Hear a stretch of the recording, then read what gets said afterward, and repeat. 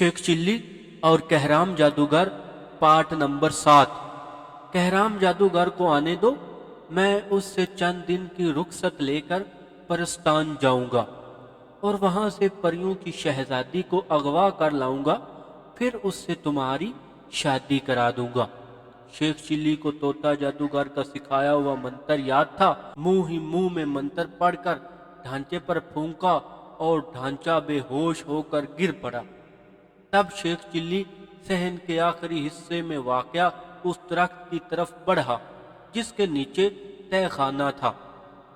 वो तहखाने का राज मालूम करने के लिए बेताब था, लेकिन यूं ही वो दरख्त के करीब पहुंचा, यकदम दरख्त से एक तवील और खौफनाक अजदहा फुनकारता हुआ नमूदार हुआ और वो दरख्त के तने के गिर्द लिपट गया।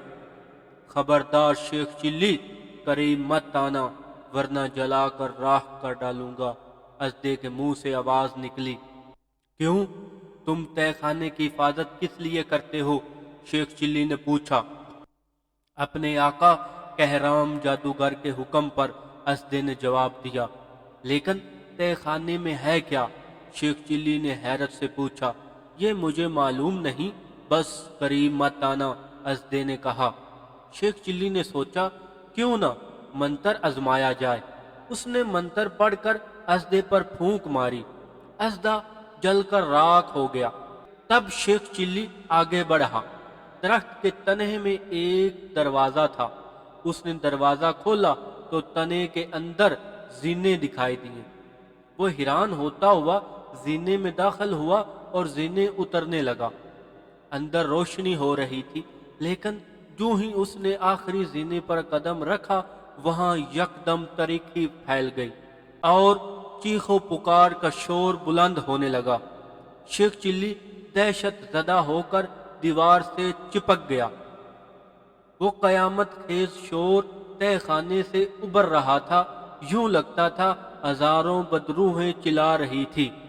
अंधेरे में कुछ नजर न आ रहा था। शेख चिल्ली पर दहशत तारी थी और वो सोच रहा था कि वापस जाए या आगे बढ़े। शोर चंद मिनट बाद आस्ता आस्ता कम होने लगा, हत्ता कि बिल्कुल खत्म हो गया। शेख चिल्ली को अंदेशा था कि शोर करने वाली कुव्वतें इस पर हमला न कर दें, लेकिन ऐसा न हुआ। तब उसने तहखाने के फर्श पर कदम रख दिया।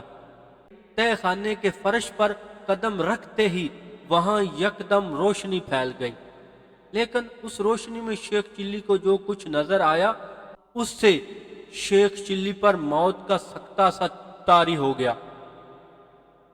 तहखाना काफी कुशादा था और उसकी छत से चंद इंसानी लाशें लटक रही थी। वो लाशें हाथों और बाजुओं से मारूम थी और उनके कंधों से खून टपक रहा था। खून टपक टपक कर फर्श पर गिर रहा था। फर्श पर चंद खौफनाक चुड़ैलें मुंह के बल लेटी खून चाट रही थी। शेख चिल्ली चंद लम्हों तक अपनी जगह खड़ा खौफ से कांपता रहा। फिर इसे ख्याल आया कि यकीनन ये तिलिस्मी चक्कर है और इसका खौफ जाता रहा। उसने मंत्र पढ़कर चुड़ैलों की तरफ फूंक दी। दूसरे ही लम्हे चुड़ैलें और लाशें गायब हो गईं और तहखाने की आखिरी दीवार में एक बंद दरवाजा दिखाई देने लगा। शेख चिल्ली इस दरवाजे की तरफ बढ़ा। करीब आकर उसने दरवाजा खोला तो दूसरी जानिब एक सरसब्ज बाग था। वो हैरान होता हुआ बाहर आया और बाग की तरफ चल दिया। इस बाग में अंदर जाने का रास्ता था। शेख चिल्ली इस जानिब बढ़ा ही था कि यकादम वहां दो जिन नमूदार हो गए। शेख चिल्ली, वापस लौट जाओ वरना हम तुम्हें कच्चा खा जाएंगे, एक जिन ने गर्रा कर कहा। तुम कौन हो और यहाँ क्या कर रहे हो दोस्तों? शेख चिल्ली ने पूछा। हम कहराम जादूगर के तिलिस्मी गुलाम हैं और बाग की हिफाजत हमारा फर्ज है, दूसरे जिन ने गुस्सेले लहजे में कहा। लेकिन मैं बाग से आम तोड़ने तो नहीं जा रहा, شیخ چلی نے ناگوار لہجے میں کہا۔ میں تو صرف سیر کروں گا، کچھ بھی ہو ہمارے جیتے جی باغ میں قدم نہیں رکھ سکتے، پہلا جن غضبناک ہو کر بولا۔ شیخ چلی کو ان پر غصہ آ گیا، اس نے فوراً منتر پڑھ کر ان دونوں پر پھونک ماری۔ دوسرے ہی لمحے جن غائب ہو گئے۔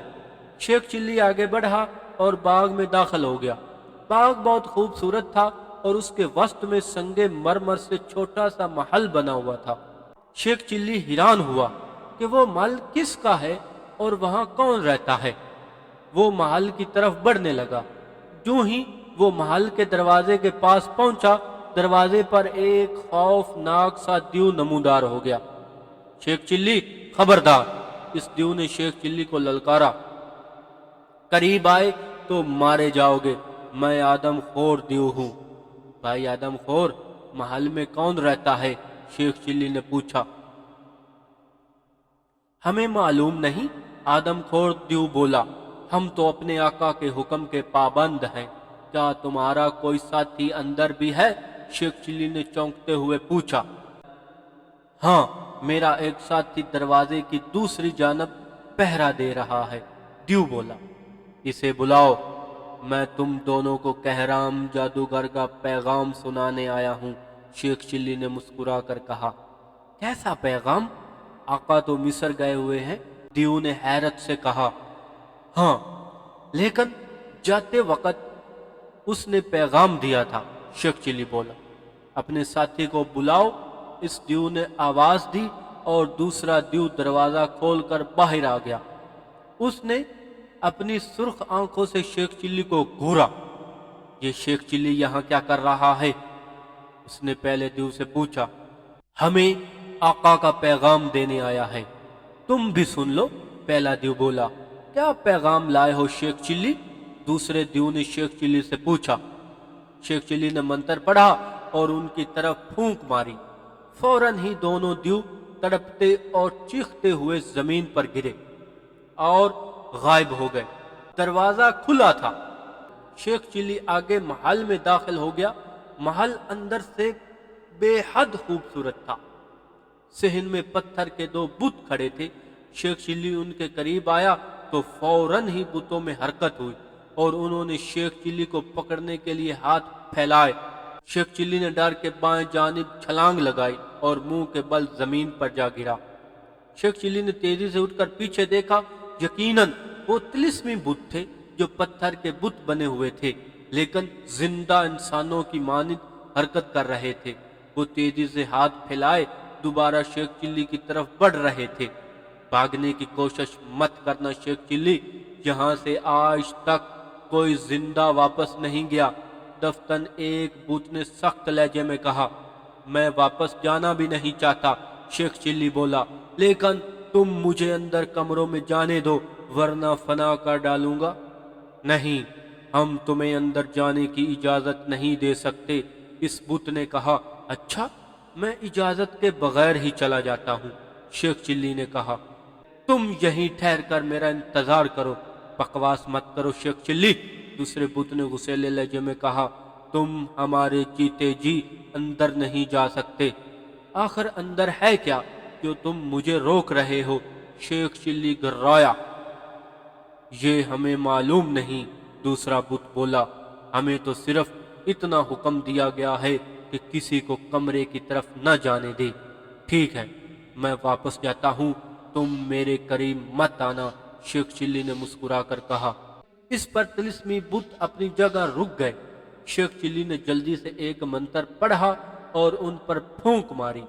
دوسرے ہی لمحے وہ بت دڑام سے فرش پر گرے اور چور چور ہو گئے۔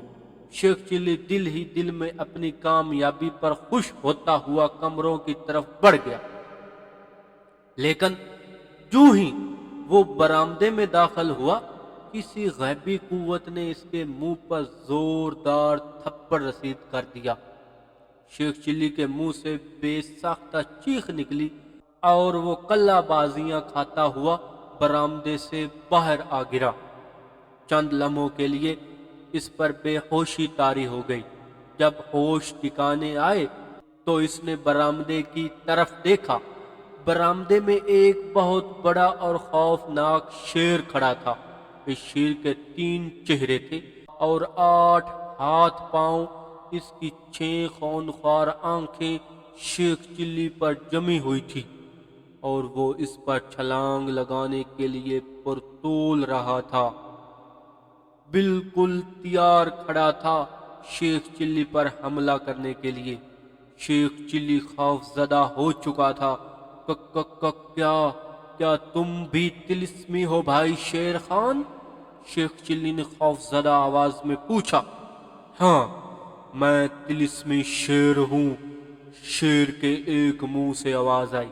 اچھا، لیکن مجھے تھپڑ کس بدبخت نے مارا تھا؟ میں ابھی اس کی آنتیں نکال دوں گا۔ شیخ چلی نے غصے سے کہا، میں نے مارا تھا۔ اگر تم نے دوبارہ برآمدے میں قدم رکھا تو اس بار چیر پھاڑ کر کھا جاؤں گا۔